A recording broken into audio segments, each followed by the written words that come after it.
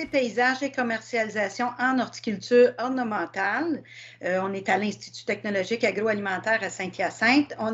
À l'Institut agroalimentaire Saint-Hyacinthe, ben oui, il y a des cours d'horticulture et on en fait partie. Cette année, je suis bien heureuse de vous présenter un programme qui a été actualisé depuis, ça fait déjà quelques années qu'on améliore évidemment nos cours, qu'on les met plus au goût du jour. Et quand j'aurai fini de présenter ma présentation, bien, vous allez vraiment comprendre là, où est-ce qu'on s'en va là, avec ce programme-là. Donc, c'est sûr que quand on travaille en aménagement paysager ou en gestion d'espaces verts, bien, on a une vie de chantier. Donc, on va avoir à travailler en collaboration avec plein de monde. On va avoir plein de travail, bien, plein de planification à faire, de la gestion d'équipe, de la gestion de machinerie, de matériaux, même de végétaux. Donc, on va avoir vraiment beaucoup d'éléments qu'on va devoir tenir compte. Je continue. OK. On a aussi en PCHO, et là, je vais l'appeler avec son petit diminutif pour la suite des choses. Donc, vous comprenez bien que c'est paysage et commercialisation en horticulture ornementale. Donc, on a des cours de phytotechnologie. Les cours de phytotechnologie, c'est quoi? Bien, c'est simple. Les phytotechnologies, c'est qu'on utilise des plantes pour résoudre des problèmes environnementaux. Donc, c'est vraiment le rôle des plantes là, qui est mis au cœur de ces techniques-là. Les murs végétalisés, qu'on voit ici, ça fait vraiment partie des phytotechnologies. L'avantage de verdir des murs, c'est sûr qu'on va améliorer la qualité de l'air, on va permettre de la biodiversité, une augmentation de la biodiversité, on va filtrer l'air, donc ça a vraiment plusieurs aspects intéressants au niveau de l'environnement. Nous, en PCHO, ce qu'on fait, c'est qu'on va avoir toute la planif à faire d'un mur végétalisé, entre autres. On va aussi l'élaborer, faire sa conception. Ça veut dire qu'on va réfléchir au concept qu'on veut, quelle plante qu'on met, de quelle façon, comment je les choisis. Ensuite, quel type de mur je vais utiliser. Une fois que j'ai fait toute ma planif de tout ça, on va réaliser le mur. Fait que c'est ce qu'on voit un peu sur les photos là, que vous avez en haut ici et que vous avez de ce côté-ci. On est à installer un mur végétal et bien, à ce moment-là, une fois qu'on va tout fini d'installer tout ça, bien, c'est sûr qu'en tant que technologue en horticulture, bien, on va avoir l'entretien à faire et on va voir là, c'est quoi que ça veut dire quand on parle d'entretien au niveau des cours de phytotechnologie. Ensuite, ben oui, on a des aménagements nourriciers. C'est sûr que c'est la grande tendance actuellement. Donc, on inclut là-dedans l'agriculture urbaine, l'agriculture communautaire, collective, le foodcaping. Et là, peut-être que vous vous dites, hey, c'est quoi ça, le foodcaping? Ben, c'est simplement un aménagement qu'on va retrouver, par exemple, en façade d'une maison où on va inclure des plantes potagères. Donc, ça rend quand je vous parle qu'on va utiliser les plantes, c'est vraiment de ce niveau-là. Donc, c'est vraiment intéressant de pouvoir, on voit l'aménagement d'une toute autre façon. C'est plus essentiellement esthétique. On va rendre utilitaire notre aménagement avec des aménagements nourriciers. Ensuite, bien, le service conseil est au cœur du programme aussi, que ce soit si j'ai à présenter un plan d'aménagement que j'ai conçu, à rencontrer des clients pour justement discuter de ce plan-là, que ce soit de travailler en centre jardin, en jardinerie, être un représentant commercial, que ce soit des conseils au niveau des parcs. Donc, le service conseil est vraiment au cœur là, du programme à tous les niveaux. Ensuite, bien, j'aimerais ça vous parler des aménagements pur paysage. En fait, pur paysage, je vais vous en parler un petit peu plus loin, mais c'est une approche qui est unique à l'ITA.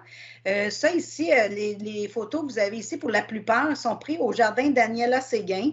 Le jardin Daniela Séguin, Pascal va vous mettre le lien, mais c'est vraiment un jardin qui est en face de l'ITA. C'est notre grand laboratoire naturel à nous, là, qui nous permet de pouvoir aller voir des plantes, qu'est-ce qu'ils ont de l'air quand ils poussent. On peut aller tailler, on peut aller implanter. Donc, c'est vraiment un laboratoire pour nous autres qui est très précieux. D'ailleurs, ben, je vais en reparler un petit peu plus loin, mais on a nos projets de verdissement qui sont faits. Là, on en a quelque chose comme 12 ou 13 là, qui ont été faits au jardin Daniel Séguin avec des thèmes qui sont toujours différents. Mais là, si je reviens à pur paysage, parce que c'est ça que je voulais vous parler, qui est l'approche. En fait, c'est comment je prends soin de l'environnement, que ce soit comment je prends soin de l'eau, comment je prends soin de l'air.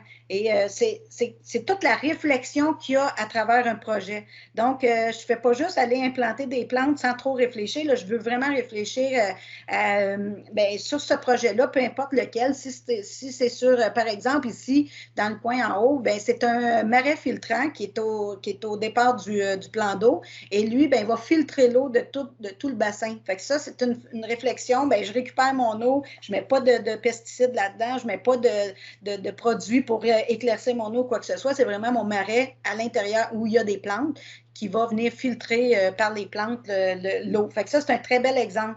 Fait que c'est sûr que je vais vous en parler un petit peu plus loin, mais ici, ce qu'on voit beaucoup, là, c'est tout ce qu'on peut végétaliser au niveau des structures, c'est sûr que ça fait partie de pur paysage. Là, on veut ajouter du vert dans nos aménagements.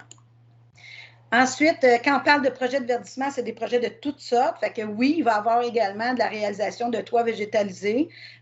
On va passer par toutes les étapes encore là. Ce que je vous ai dit au début, où il y a la planification, l'élaboration, ensuite je fais la réalisation et l'entretien, c'est surtout les projets de verdissement que ça se passe comme ça. Fait qu'on ne fait pas juste planter des plantes, là. On a réfléchi à quelle plante je vais mettre là, de quelle manière il faut que je la plante, comment je fais un toit, là, comment je le construis, comment je le réalise. Donc, on fait tout ça à l'intérieur du programme de PCHO.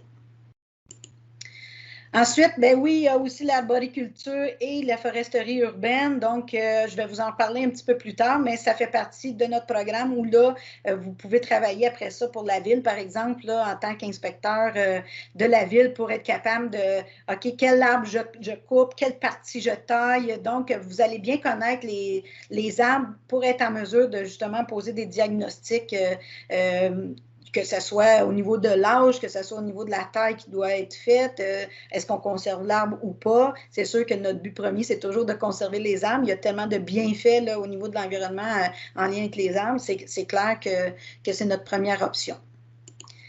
Ensuite, là, je vais rentrer un petit peu plus dans le détail de c'est quoi le programme de paysage et commercialisation en horticulture ornementale. En fait, c'est 2 voies de sortie. On a une voie de sortie en aménagement du paysage et une voie de sortie en gestion des espaces verts.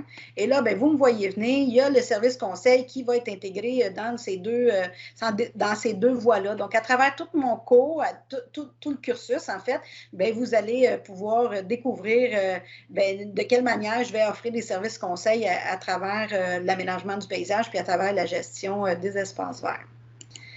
Ensuite, si je résume PCHO en quelques mots, on en voit quelques-uns ici. Les végétaux sont au cœur de tout. Le bien-être des individus. Quand je plante des plantes, qu'est-ce que je veux? Je veux que les étudiants, oui, là, mais toute la communauté que ça leur apporte du bien, qu'ils soient heureux dans cet environnement-là. Commercialisation, oui, on va en faire, on va voir un peu les aspects de centre-jardin. Et il y a également toutes les pratiques horticoles durables. Comment je me procure mes matériaux plus proches pour qu'il y ait moins de gaz à effet de serre, quelle machinerie je vais utiliser pour qu'elle soit moins polluante. Ça, c'est des exemples. Et évidemment, nos aménagements vont travailler au niveau de la biodiversité, à l'améliorer, à la préserver, à l'ajouter. En PCHO, on est vraiment des horticulteurs polyvalents. Donc, c'est pour ça que vous allez voir, on va toucher à plein d'aspects à travers le programme. On veut créer des aménagements qui sont fonctionnels. J'ai parlé de l'aspect nourricier, de l'aspect de la biodiversité, dans l'aspect, mettons, je vais attirer les insectes pollinisateurs, les insectes qui sont bénéfiques. Donc, je vais toujours avoir tout ça en tête. La gestion des eaux pluviales, j'en ai parlé aussi également depuis le début et je vais vous en reparler. Protection écologique des végétaux, comment je peux protéger mes végétaux des ravages des insectes ou des maladies, des champignons, des bactéries. Donc, on va vraiment avoir tout cet aspect-là aussi à l'intérieur du programme. Et évidemment, l'environnement est tellement au cœur de PCHO, de l'horticulture, oui, mais aussi de PCHO. Et on en a parlé un petit peu, les phytotechnologies, où là, on utilise vraiment les plantes pour régler les problèmes environnementaux. Ici, c'est un petit peu un résumé de ce qu'on a vu depuis le début, donc des projets de plans, de design, des végétaux qui sont utilitaires, qui sont comestibles, qui sont ornementaux, des projets nourriciers, des projets résidentiels, évidemment, vous allez être en mesure de dessiner un plan d'une résidence, là, et différents types de projets à travers tout le programme. Quand on parle de perspective d'avenir, j'ai une belle grosse question pour vous autres, puis j'en ai parlé un petit peu avant, c'est est-ce que tu es prêt à devenir un horticulteur polyvalent, une horticultrice polyvalente, parce que c'est ce que le programme offre, c'est vraiment d'avoir plein de tentacules où là, je peux aller travailler dans plein de domaines intéressants. Donc, si on parle au niveau des métiers, bien évidemment, on forme des technologues, ça peut être des technologues paysagistes, des technologues en conseil horticole, des acheteurs professionnels, des horticulteurs plus généraux, des arboriculteurs. On peut être des directeurs d'entreprises d'aménagement paysager, par exemple. On peut aussi être des concepteurs de paysages, donc travailler uniquement à dessiner si on a l'aspect créatif plus développé. On peut être des superviseurs, contremaîtres, chefs d'équipe dans des entreprises d'aménagement paysager ou avoir notre propre entreprise éventuellement. Être des superviseurs, encore là, contremaîtres, chefs d'équipe, mais pour de l'entretien d'espaces verts. On peut être des estimateurs de projets, chargés de projets, des technologues spécialisés, des technologues, on en a parlé un petit peu tantôt là, en arboriculture, mais aussi en foresterie urbaine, donc au niveau des parcs en ville et tout ça.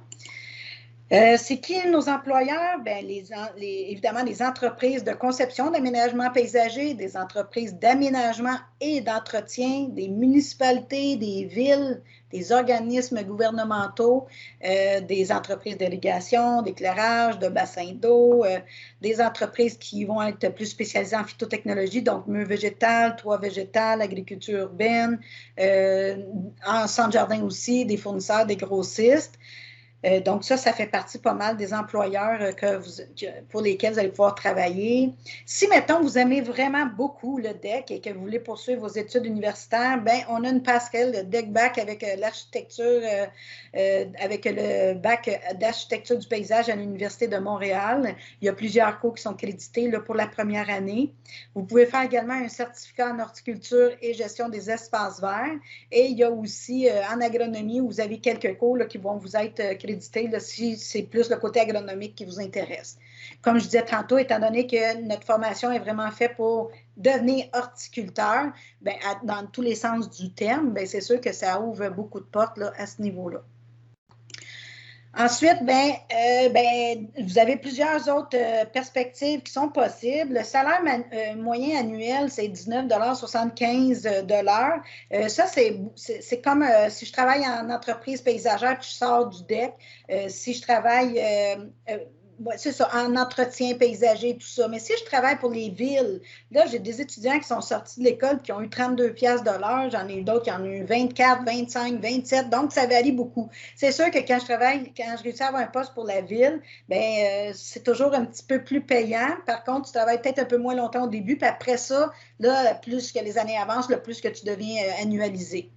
Donc, ça, c'est souvent une grande question là, au niveau de l'emploi. Est-ce que je vais travailler? Est-ce que je vais travailler à l'année? Est-ce que je vais avoir des bouts où je ne le serai pas? C'est sûr que quand on commence au début, si je travaille pour une entreprise d'aménagement paysager, bien, probablement, je vais travailler autour de 10 mois par année. J'ai des étudiants qui avaient peur de cet aspect-là. Puis quand ils l'ont vécu, ils m'ont dit, mon Dieu, c'est tellement plaisant. Ils aimaient ça avoir 2 mois pour se poser, arrêter, se grounder. Fait que c'est sûr que quand on travaille dans la nature, on est toujours très près justement de ce que je viens de dire, de se grounder à la terre puis à qui on est. Fait que c'est vraiment dans ce sens-là. Est-ce que vous allez, si vous travaillez pour une entreprise de conception d'aménagement, de plan d'aménagement, mais là, vous allez être à l'année. Fait que tu sais, ça va varier beaucoup. Si vous travaillez pour une ville, bien, c'est sûr que c'est du déneigement l'hiver au début, mais vous êtes capable de travailler à l'année aussi. Fait que il y a vraiment une possibilité. Des grandes possibilités au niveau du travail, même si on a l'impression que c'est saisonnier. Oui, il y a une partie qui va être saisonnière en horticulture, mais souvent, elle peut être complétée avec autre chose. Ensuite, ben, je vous en parle un petit peu plus de l'approche pur paysage.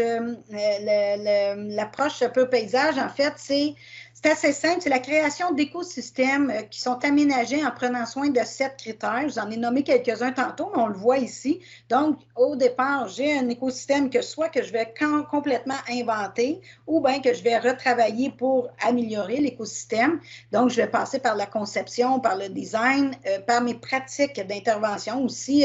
C'est ma planif, de la planification jusqu'à la réalisation. C'est vraiment, il faut toujours que j'aille en tête, est-ce que si je passe là, j'écrase des racines? Est-ce que je peux trouver un moyen pour passer moins souvent, pour justement moins compacter? Quelle machinerie je vais utiliser pour que ça soit plus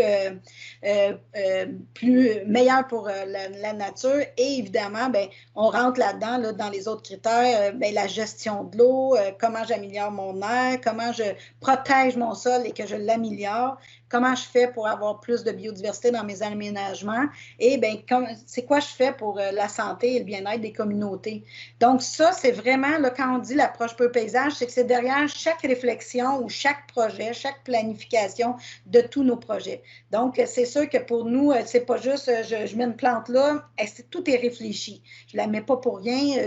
Peut-être que si j'ai un endroit où je sais qu'il n'y a pas beaucoup d'eau, bien là, je vais choisir des plantes en fonction du fait qu'il n'y a pas beaucoup d'eau pour pas avoir à utiliser un arrosage supplémentaire là, qui viendrait de l'eau, qui provient du robinet, qui est de l'eau douce, puis qui est de l'eau qui est bonne pour la santé. Donc, c'est sûr qu'on essaie vraiment, là, au niveau de nos réflexions, de toujours avoir en tête tout ce qui est environnant là, autour, puis qui protège justement l'environnement. Ensuite, si on regarde un petit peu plus les cours, je n'irai pas un par un parce que c'est sûr qu'il y en a plusieurs pendant les 3 années, mais il y a de la science en PCHO. On va avoir évidemment tout ce qui est botanique. On parle à ce moment-là de l'anatomie et de la morphologie. Ça, c'est la plante, toutes les parties de la plante. Là, je sais qu'il y a une étudiante qui étudie en biologie. Bon, bien ça, c'est sûr que probablement que ça va être quelque chose que tu as peut-être touché. Mais pour les autres, c'est tout l'extérieur, comment se nomme chacune des parties. Et quand je tombe dans ma biologie végétale ou physiologie végétale, c'est tout ce qui se passe à l'intérieur de la plante. Donc, comment ça se passe, qu'est-ce qui se passe, c'est quoi qu'il y a à l'intérieur, puis comment ça bouge à l'intérieur de la plante. Ça, c'est la base pour être capable de justement prendre des bonnes décisions, là, comme je vous parlais tantôt. Ensuite, bien, les sciences des sols. Donc, c'est sûr que là, on passe par l'analyse du site, des conditions du sol. On veut contribuer à la santé des sols. Donc, c'est vraiment, vous allez apprendre c'est quoi les types de sols avec lesquels vous allez travailler, comment je les améliore, comment je peux les rendre propices à la plantation, comment je peux augmenter le drainage, par exemple. Donc, on travaille vraiment dans tous ces sens-là. Ensuite, bien, la protection écologique, c'est vraiment en lien avec tout ce qui est insectes, maladies, champignons, bactéries. Oui, vous allez voir les produits de synthèse, les produits dits un peu plus chimiques, mais vous allez aussi voir plein de solutions alternatives. Et évidemment qu'avec Pur Paysage, nous autres, on est beaucoup, beaucoup dans les solutions alternatives, puis c'est ce qui rend le tout intéressant. On a parlé un peu tantôt au niveau de la conception, de la planification, au niveau des plans. Vous allez, au début, vous allez commencer à prendre les bases à la main, sur un papier. Donc, tout ce qui est symbole graphique, comment j'identifie un arbre, comment j'identifie une vivace, un arbuste, comment j'identifie que là, ça va être un sentier, puis que là, ça va être la plate-bande.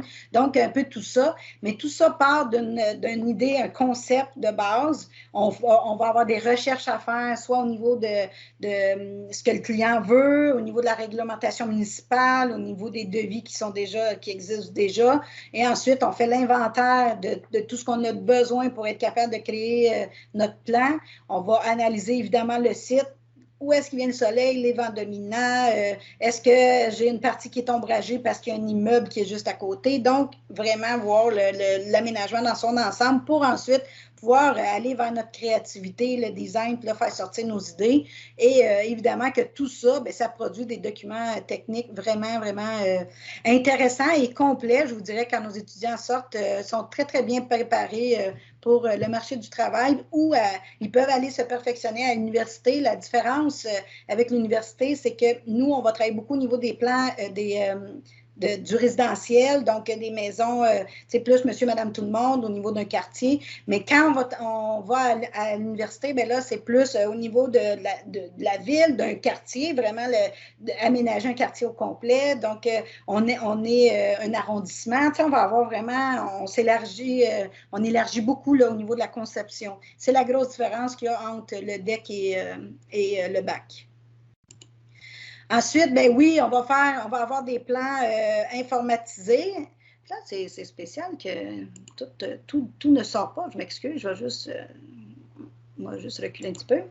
Donc, des plans informatisés, on va apprendre le logiciel, entre autres AutoCAD, Photoshop, et là, on va avoir un nouveau cours où on va avoir un logiciel qui va être plus en 3D, parce que c'est la grande mode là, actuellement. Fait que ça, vous allez apprendre, c'est des étudiants qui ont fait ces plans-là, donc vous allez apprendre à faire exactement le même type de plan.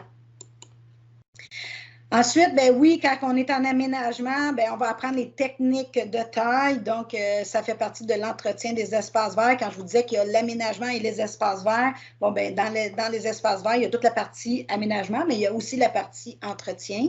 Donc, taille des arbres, taille des conifères, comment je taille les haies, comment je taille n'importe quel arbuste vivace, etc. On a des techniques qui sont plus spécialisées. Ici, on est en train de tailler une mosaïque, fait que ça, c'est complètement différent qu'une taille régulière.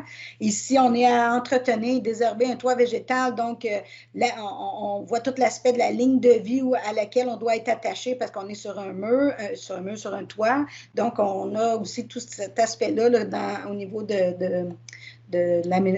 cours, pas du cours, mais du cursus de PCHO. Ben oui, le dépistage des insectes, l'analyse de la situation et quelle intervention je vais faire là, pour régler la problématique, améliorer la problématique, parce que des fois, on n'est pas toujours capable de tout régler, mais c'est sûr qu'on est capable de donner une bonne idée de la situation. Dans la réalisation de projets, ben c'est sûr qu'on a ce qu'on appelle, anciennement, on l'appelait, anciennement, encore cette année, c'est comme ça qu'on l'appelle, jardin-école. Lui va avoir un nouveau nom, il va s'appeler projet de verdissement. Les aménagements que vous voyez ici, c'est tous des étudiants qui ont fait ça au cours des années. D'ailleurs, celui-là, c'en est un qui est à l'école même. Celui-là, il est au jardin Daniel Séguin, là, que je vous ai parlé tantôt.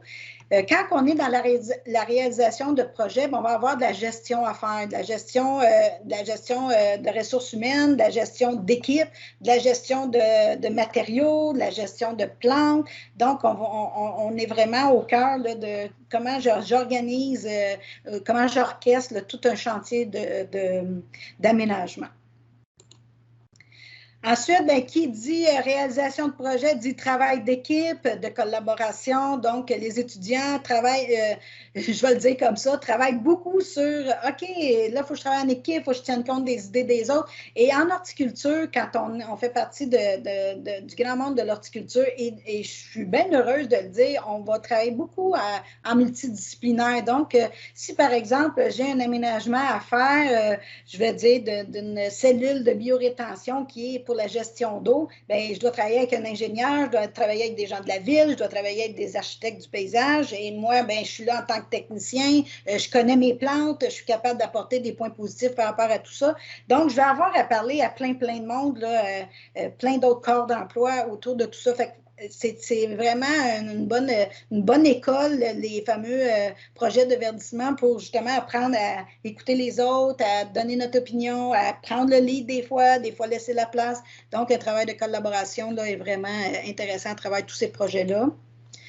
Quand on réalise les projets, ben oui, on a besoin de machinerie, de la machinerie qui est diversifiée, qui est actuelle. C'est tout ce qu'on a. On est super bien équipé. On a 2 pelles mécaniques comme ça. En tout cas, on a toutes sortes de choses pour être capable de réaliser nos différents aménagements. Et ben oui, vous le voyez un petit peu ici, là, vous allez apprendre à souder, vous allez apprendre à tailler du bois parce qu'il va y avoir également des cours de construction. Donc, quand on dit polyvalence, là, on commence à comprendre qu'est-ce qu'on veut dire. Fait qu'on voit ici qu'ils sont en train de travailler sur une fondation pour pouvoir amener un pavé qui pourrait être perméable si on y va avec l'idée de pur paysage. Donc, c'est vraiment un peu toutes les bases qu'on peut faire. On a besoin des machineries pour y arriver.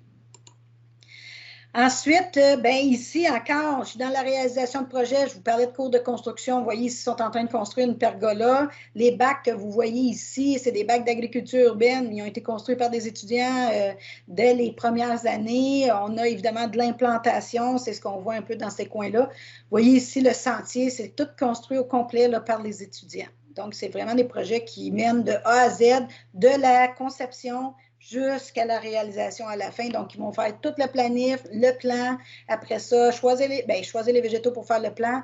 Ensuite, on le réalise et au final, on va avoir de l'entretien à faire à différents niveaux. Il y a de la gestion, évidemment, gestion d'entreprise horticole. On a des cours à ce niveau-là. On a évidemment des cours, la gestion, tout ça est fait sous forme d'informatique. Comme je disais tantôt, les plans sont informatisés aussi. Fait qu'on travaille beaucoup avec la technologie qui est utilisée en industrie. Plusieurs petites spécialisations horticoles, dont les paysages aquatiques où on va faire des laboratoires, où on construit un bassin, une cascade, etc. Puis on a des visites, on va visiter d'autres projets, des entreprises de plantes. On a aussi l'arboriculture. Dans l'arboriculture, vous allez apprendre à utiliser la nacelle. Vous allez apprendre aussi comment je coupe un arbre. Donc, il y a des techniques qui sont reliées à ça. Vous allez apprendre tout ça. Il y a également de la multiplication de végétaux, comment je vais reproduire mes plantes. Fait que oui, on travaille dans les serres, là, comme on voit ici, où là, les étudiants vont apprendre à faire du bouturage, du marcotage, de la division, des semis. Donc, on touche vraiment à cet aspect-là pour, comme je disais tantôt, pour devenir un horticulteur qui est polyvalent, bien, on touche à plusieurs aspects. Des spécialisations, bien, les toitures végétalisées, j'en ai parlé tantôt. Ça n'est un qui a été réalisé par les étudiants. Celui-là aussi a été implanté en partie par des étudiants, pas au complet, mais quand même, parce que ça se passe aussi l'été. Puis l'été, bien, on est en stage ou on est ailleurs.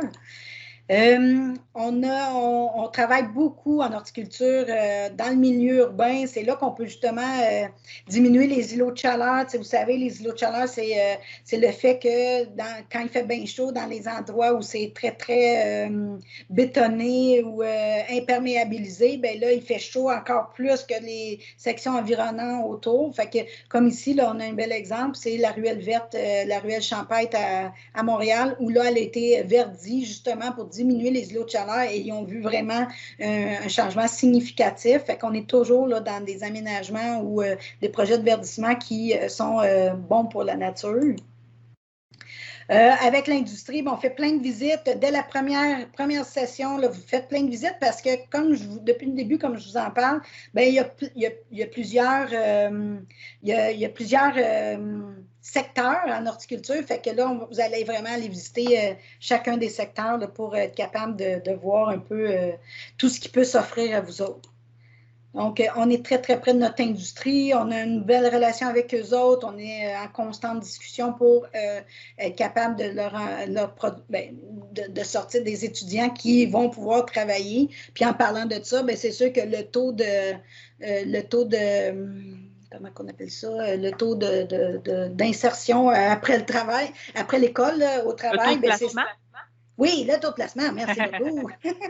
Donc, c'est 100%. Et je vous dirais, là, je ne serais pas gênée de vous dire que c'est du 200%. Ils nous attendent, et beaucoup les étudiants de l'ITA, parce que la plupart des entreprises ont été formées à l'ITA. Donc, c'est ceux qui connaissent le niveau d'enseignement et tout ça. Donc, c'est sûr que ça, ils ont toujours bien hâte d'avoir nos étudiants. Et là, j'ai presque terminé de parler. Vous allez pouvoir vous exprimer dans pas long.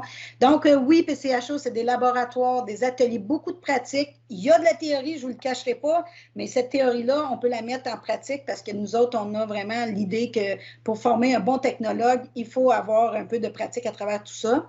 Il y a des stages que vous pouvez faire qui vont renforcer les techniques, les théories que vous avez appris en classe.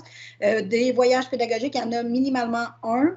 Il y a aussi tout ce qui est le milieu de vie itatienne. Moi, je suis allée à l'école à l'ITA l'ITA il y a maintenant 35 ans.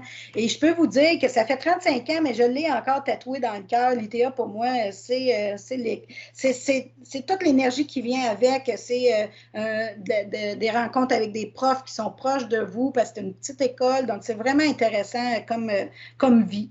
On a parlé des projets de verdissement, qu'on est proche de l'industrie horticole.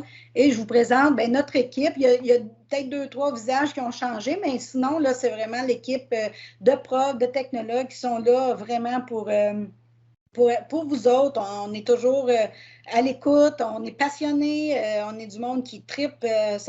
L'horticulture, c'est seringué dans nos veines, là, fait que c'est sûr qu'on adore l'horticulture. Puis juste pour terminer, là, j'ai un étudiant de 3e année qui s'appelle Tommy qui a tenu à faire un témoignage justement de son parcours. Là, lui, il lui reste à terminer sa session-ci, puis la prochaine session. Bonjour tout le monde, je m'appelle Tommy Barbier, je suis étudiant à l'ITA en 3e année de PCHO. En fait, je tenais à dire avant tout là, que je fais pas une pub pour Pinterest, c'est plus pour vous parler du cheminement de l'étudiant, de quoi ça peut avoir l'air à l'ITA. En fait, pour commencer, qu'est-ce qui m'intéressait beaucoup qu'on pouvait voir dans la grille de cheminement, par exemple, c'est le côté scientifique qu'on voit dans toutes les cours. Pour commencer par la botanique, la morphologie végétale, les ravageurs, les maladies qu'on peut voir sur les arbres autant que les plantes ornementales, la physiologie végétale en relation avec les sols, toute la science des sols. Il y a les phytotechnologies aussi avec les murs végétalisés, les toits verts, etc. Ensuite, un coup vous avez fait votre formation, elle permet plusieurs choses. Je vais en dire quelques-unes. Par exemple, on peut autant faire des aménagements durables et écologiques en milieu résidentiel que municipal. On peut faire par exemple des bords de route, restauration de sites, etc. On peut faire les murs végétalisés comme je disais, les toits verts, plusieurs méthodes pour avoir un impact direct positif sur l'environnement. Il y a aussi le dépistage des insectes, des maladies. Par exemple, en milieu municipal, vous pouvez être inspecteur, vous pourriez être horticulteur ou jardinier. Faut pas oublier non plus la conception. On peut concevoir par le dessin autant sur AutoCAD que par dessin. On apprend les deux dans nos cours. Aussi, je dirais pour les points forts de l'ITA, on pourrait commencer par les professeurs. En fait, ils sont très passionnés. On peut le voir autant dans leur attitude que dans leur connaissance. Aussi, par exemple, qu'est-ce qui est très spécial d'avoir, c'est le jardin Daniela Séguin, directement en face de l'école. Il est immense, il y a une très grande diversité de plantes et d'aménagements aussi. C'est tous des jardins qui ont été faits soit par les étudiants ou dans le passé à sa création. Donc, on fait beaucoup de cours là-bas, autant pour apprendre comment réaliser des aménagements et aussi, par exemple, pour le cours d'identification. Aussi, dans le même style, il y a les serres qui sont agencées à l'école directement. Donc, il y a plusieurs cours qu'on peut suivre dans ces serres-là. Par exemple, pour apprendre le dépistage, suivre nos cultures en multiplication des végétaux, tout ça. Fait que c'est un bel atout à avoir, d'avoir tout ça directement à côté et non seulement théorique. On les voit, puis on pratique autant la théorie qu'on voit. Donc, c'est ça. Alors, je vous dirais que ça vaut assez la peine, puis je vous encourage à le faire.